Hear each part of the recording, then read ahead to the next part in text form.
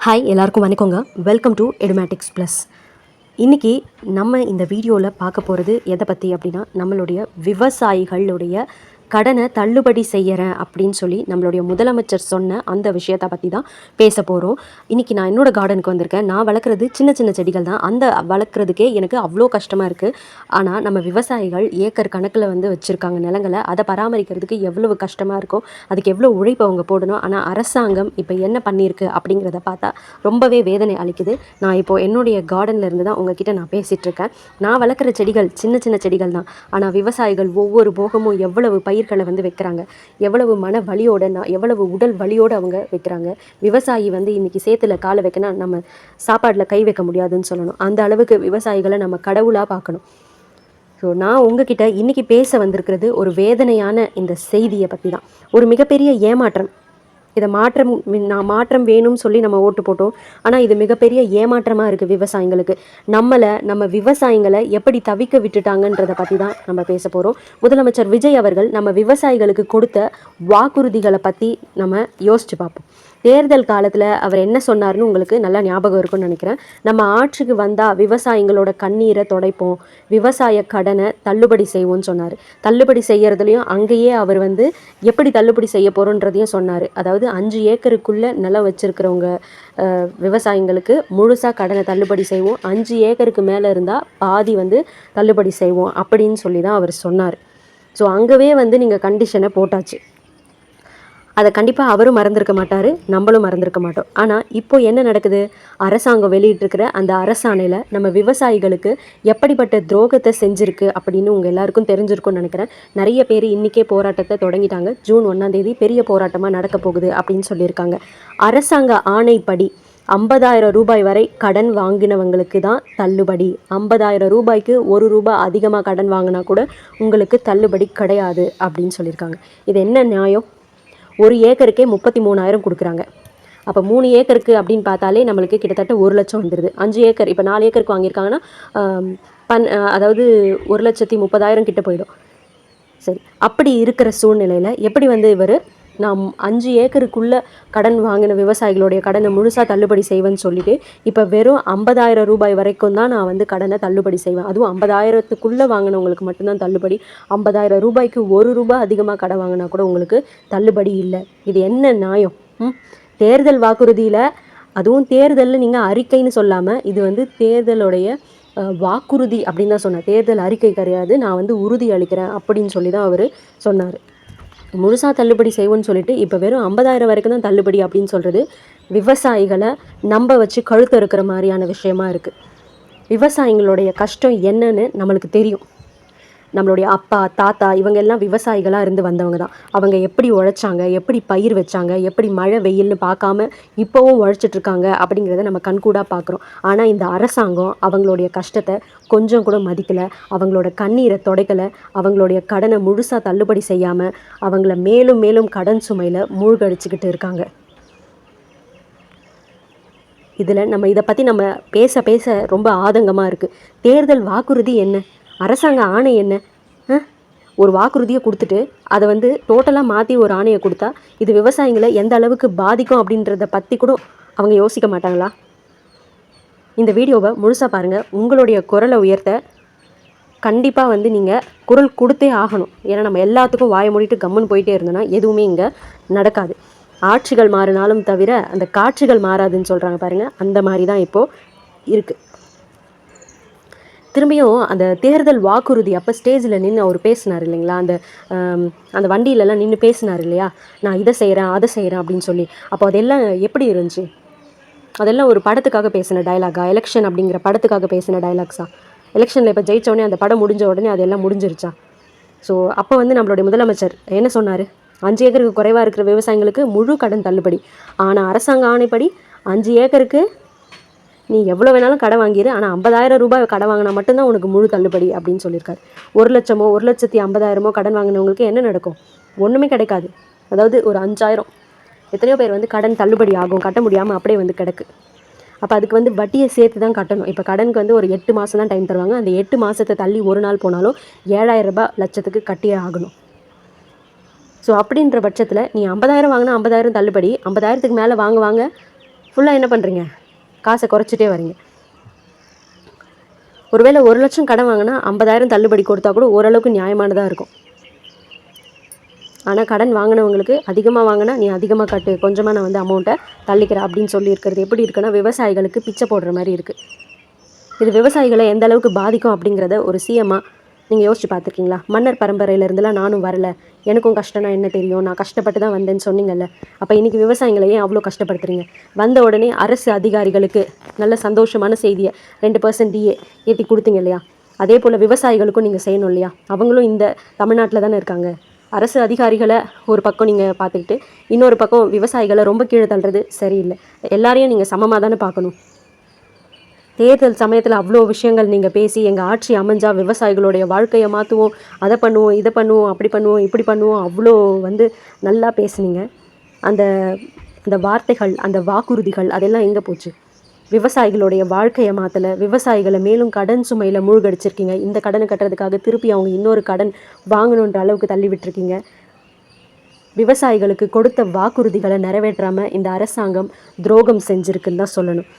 விவசாயிங்க உங்களுடைய கஷ்டம் என்ன அப்படிங்கிறத புரிஞ்சுக்கிற ஒரு முதலமைச்சராக நீங்கள் இருப்பீங்க அப்படின்னு சொல்லி நினச்சாங்க.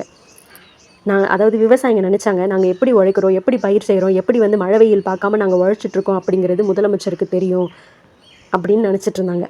ஆனால் இந்த அரசாங்கம் என்ன பண்ணுச்சு, நீ எப்படி வேணாலும் பயிர் வச்சுக்கோ, எவ்வளோ வேணாலும் கஷ்டப்பட்டுக்கோ, உன் கண்ணீரை துடைக்கிறதுலாம் என் வேலை இல்லை, உன் கடனெல்லாம் என்னாலலாம் முழுசாக தள்ளுபடி செய்ய முடியாது அப்படின்னு சொல்லி நீ வாங்கின கடனை நீயே கட்டுன்ற மாதிரி விட்டுருச்சு. இதுதான் இன்றைக்கி நடந்திருக்கு. விவசாய கடன் தள்ளுபடி வழங்கப்படாததால் அவங்க என்ன பண்ணுறாங்க, மேலும் கடன் சுமையில் மூழ்கி போகிறாங்க. பயிர் கடன் தள்ளுபடி வழங்காததால் அவங்களால மறுபடியும் விவசாயம் செய்ய முடியாத நிலை ஏற்படுது. இது அவங்களுடைய வாழ்க்கையை பாதிக்காதா? விவசாயிகள் எப்படியெல்லாம் கஷ்டப்படுறாங்க அப்படிங்கிறது உங்களுக்கு தெரியாதா? எத்தனையோ விவசாயிகள் இதை பற்றின நிறைய வீடியோஸ் வந்து போட்டிருக்காங்க. நாங்கள் உங்களை நம்பி தானே நாங்கள் ஓட்டு போட்டோம், நீங்கள் தள்ளுபடி செய்யறேன்னு சொன்னீங்களே, அதை செய்வீங்கன்னு நினச்சி தானே போட்டோம், முதல் கையெழுத்தாக இதை நீங்கள் போட்டிருக்கணுமே, ஆனாலும் நீங்கள் அதை போடாது, எங்களுக்கு ரொம்ப கஷ்டமாக இருந்துச்சு, இப்போவாவது நீங்கள் போட்டிருக்கீங்க, ஆனால் இவ்வளோ பெரிய துரோகத்தை பண்ணுவீங்கன்னு கொஞ்சம் கூட நினைக்கல அப்படின்னு சொல்லி நிறைய பேர் வந்து பதிவை போட்டிருக்காங்க.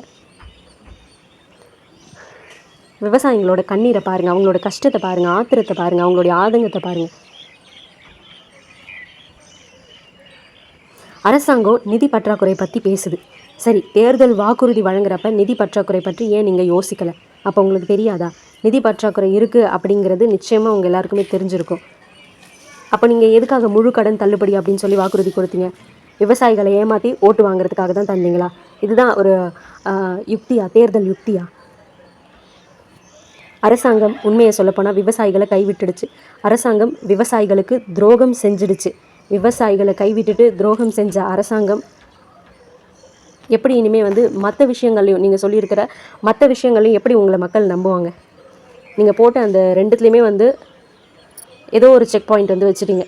முதல்ல கொடுத்த அந்த 200 யூனிட் மின்சாரம் ஃப்ரீ அப்படிங்கிறதும் எல்லாருக்கும் கிடையாது, 500 யூனிட்டுக்குள்ளே யூஸ் பண்ணுறவங்களுக்கு மட்டும்தான். முன்னாடி இருந்துச்சு 100 யூனிட் எல்லா வீட்டு உபயோக எல்லாத்துக்குமே வந்து ஃப்ரீ அப்படின்னு இருந்துச்சு. இப்போ என்ன பண்ணிட்டீங்க, 500க்குள்ளே யூஸ் பண்ணால் 200 யூனிட் ஃப்ரீ, 500க்கு மேலேனா அதே அந்த பழைய திட்டமே 100 யூனிட் ஃப்ரீன்னு சொல்லி அங்கேயும் செக் வச்சுட்டிங்க. ரெண்டாவது, இந்த விவசாய பயிர்க்கடன் தள்ளுபடி, அப்பாடா நம்ம தள்ளுபடி ஆயிடுச்சு அப்படின்னு விவசாயி நினச்ச நேரத்தில் 50,000க்குள்ளே வாங்கினா தான் தள்ளுபடி, 50,000க்கு மேலேனா அதுக்கு கண்டிஷன் என்ன சொல்கிறதுனே தெரியலங்க.